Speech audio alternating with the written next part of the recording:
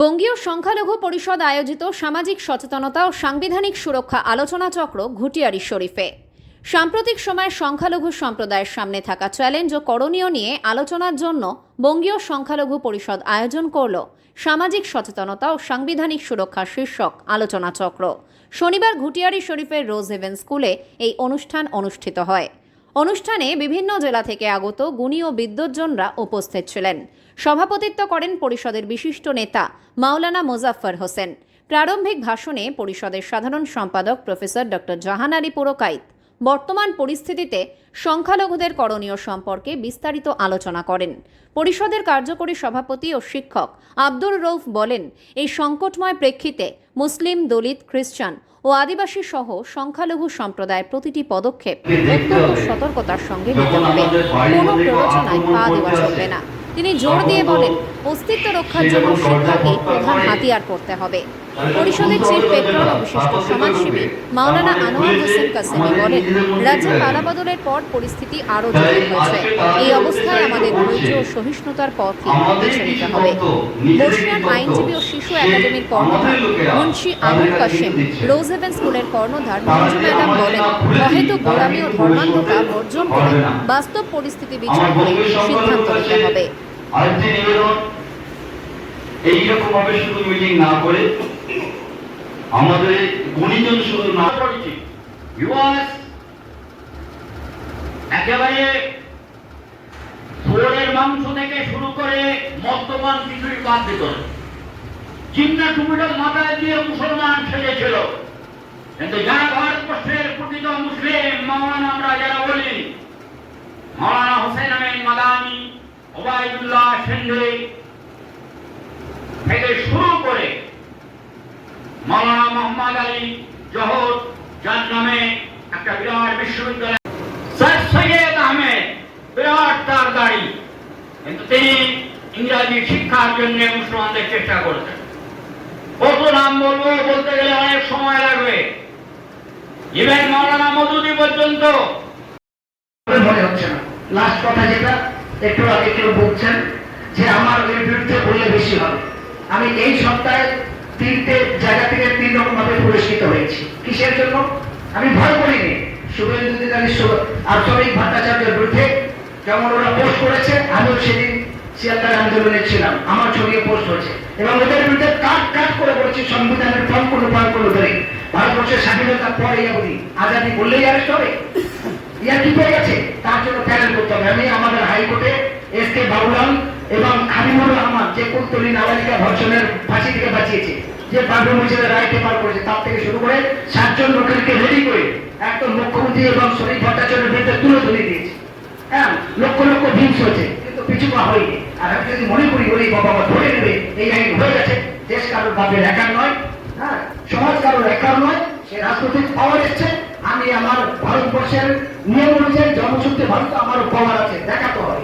এই যে সোশ্যাল মিডিয়ায় বিভিন্ন ধরনের ধর্মীয় উস্কানিমূলক এবং বিভেদকামী শক্তি সক্রিয় হয়েছে, এর বিরুদ্ধে আমরা ঐক্যবদ্ধভাবে এটা প্রতিরোধ করছি। এবং ভারতের যে সংবিধান, ভারতের যে সংবিধানের যে ঐতিহ্য, ধর্মনিরপেক্ষতা, সেটা সমাজের সমস্ত স্তরের মানুষের নিয়ে আমরা এগিয়ে যাব। আগামী দিনে আপনাদের আমার নাম নজরুল হক শিকদার, আমি প্রাক্তন সহ অধিকর্তা বিদ্যালয় শিক্ষা। Thank you. এখন আজকের এই বঙ্গীয় সংখ্যালঘু পরিষদের নেতৃস্থানীয় ব্যক্তিবর্গরা ছিলেন। ফাদার সাহেব আছেন, আমাদের প্যাট্রন ডিআই সাহেব আছেন, আমাদের সম্পাদক সাহেব আছেন, এবং রাজ্যের বেশ কিছু বুদ্ধিজীবী এখানে উপস্থিত ছিলেন। অনেক আলোচনা হয়েছে। আলোচনা ছিল সংবিধানকে সামনে রেখে, মানুষকে সামনে রেখে, গণতন্ত্রকে সামনে রেখে। বামফ্রন্টে 34 বছর বাংলার মানুষ দেখেছে, তৃণমূলের 15 বছর দেখেছে, কিন্তু মানুষ পরিবর্তন চেয়েছিল। আবার নতুন সরকার গঠন হয়েছে, বিজেপি সরকার এসেছে, কিন্তু কে কাকে ভোট দিয়েছে বা কে কাকে সমর্থন করেছে এখন সে প্রশ্ন কিন্তু আর থাকার নয়। এখন সরকার গঠন হয়েছে। আমাদের অতীতেও দাবি ছিল, আজও দাবি আছে, যে বিজেপি সরকার গঠন না হয়ে রাজ্য সরকার গঠন হোক, সেখানে জাতপাতের ঊর্ধ্বে উঠে বাংলার মানুষ কীভাবে কর্মসংস্থান পাবে, শিক্ষা ব্যবস্থা ভালো হবে, অন্ন বস্ত্র বাসস্থানের ব্যবস্থা হবে, এই কাজই সরকার করবে। মানবিকতার পরিচয় দেবে, আইনের শাসন প্রতিষ্ঠা হোক। কিন্তু সেখানে মানুষ দেখছে যে এখানে সরকার পক্ষ থেকে দমন পীড়নের রাজনীতি চলছে। মানুষ আজকের উন্নয়ন ভুলে গিয়ে বেঁচে থাকার পথ খুঁজে বেড়াচ্ছে। ফলে আজকের একটা বড় অংশ যারা হকার, যারা বেকার, তারা আজকে রুটি রুজির সমস্যায় হচ্ছে। আমরা আজকের এই প্রোগ্রাম থেকে মেসেজ দিতে চাই যে সরকার জাতপাতের ঊর্ধ্বে উঠে ভোটের আগে যে প্রতিশ্রুতি দিয়েছিলেন, বাংলার মানুষের সঙ্গে যে প্রমিস করেছিলেন যে 450 টাকায় গ্যাস পাবেন, ডিজেল পেট্রোলের দাম কমবে, ইন্ডাস্ট্রি হবে, বেকারত্ব ঘুচবে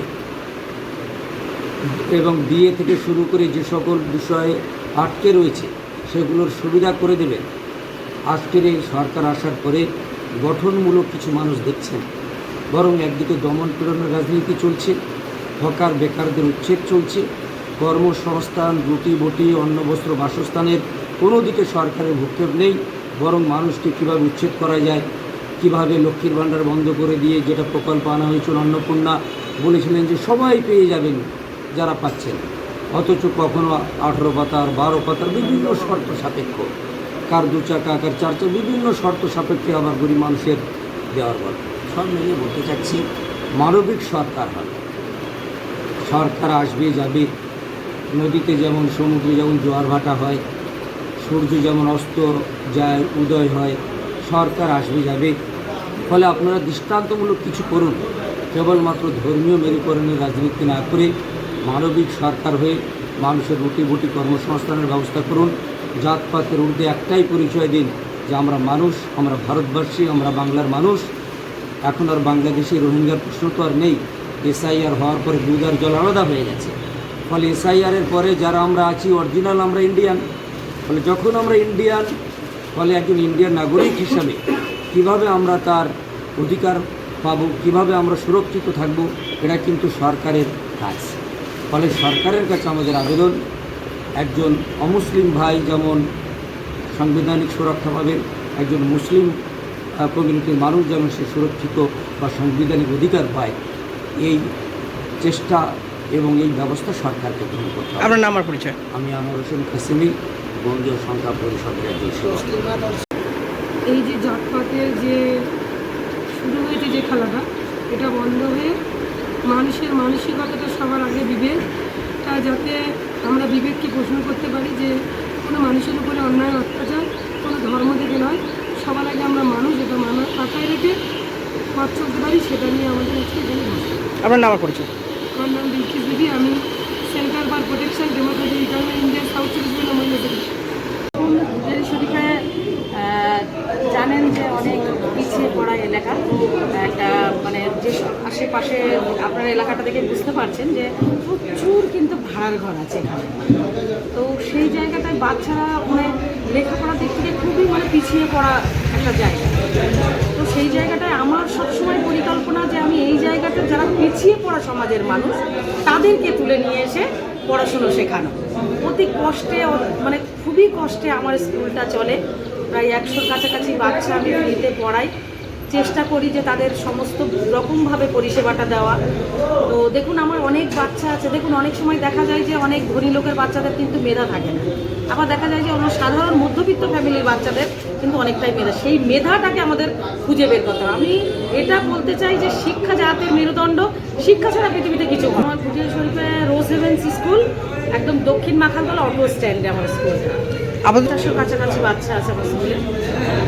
হ্যাঁ একদম বলুন। আমার যেরকম ধরো বাবা নেই মা নেই এরকম বাচ্চা, আবার দেখা যাচ্ছে যে হয়তো বাবা মা আছে, তারা হয়তো বাচ্চাকে ফেলে রেখে চলে গেছে, এরকম বাচ্চা আছে।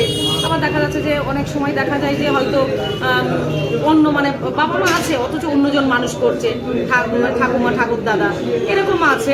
এরকম সব বাচ্চাদের মিলে আমারও প্রায় 100 কাছাকাছি বাচ্চা আমি দিতে পারি।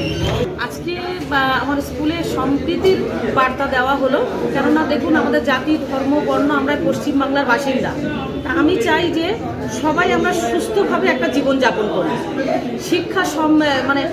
শিক্ষা দীক্ষায় ভরে উঠুক এই পশ্চিমবাংলা, আমরা মানে সুন্দরভাবে আমরা এই পশ্চিমবাংলাটাকে গড়ে তুলি। আমি এটাই বলবো যে আমরা শান্তি চাই। আপনার নাম আর পরিচয়? আমার নাম মঞ্জু লস্কর, আমি ঘুটিয়ারি শরীফের বাসিন্দা। ঘুটিয়ারি শরীফে আমার রোজেভেন্স স্কুল, একটি স্কুল আছে রোজেভেন্স স্কুল, আর এই স্কুলটা আমি পরিচালনা করি, আমি স্কুলের সেক্রেটারি। Thank you. সংখ্যালঘু পরিষদ থেকে যে বার্তা উঠে এলো, আজকে দেখছি চারিদিকে যা দুষ্কৃতীরা যেভাবে হামলা করছে বা আমাদের দেশটাকে বিভাগ করতে যাচ্ছে বা আমাদের যে ধর্মীয় বিষয়কে নিয়ে যারা অত্যাচারিত হচ্ছে বা অত্যাচারিত করছে, তারা বিভাগ করতে চাইছে। কিন্তু আমাদের বন্ধু সংখ্যালঘু চাইছে আমরা মানুষের কাছে তাদের ঐক্যটা বার্তা দিতে এবং আমরা আরও কীভাবে একে অপরের সাথে থাকবো, মিলেমিশে থাকবো, আমরা সেইভাবেই আমরা কাজ করতে চাইছি। আপনার নাম আর পরিচয়? আমার নাম রেবান সামন্ত।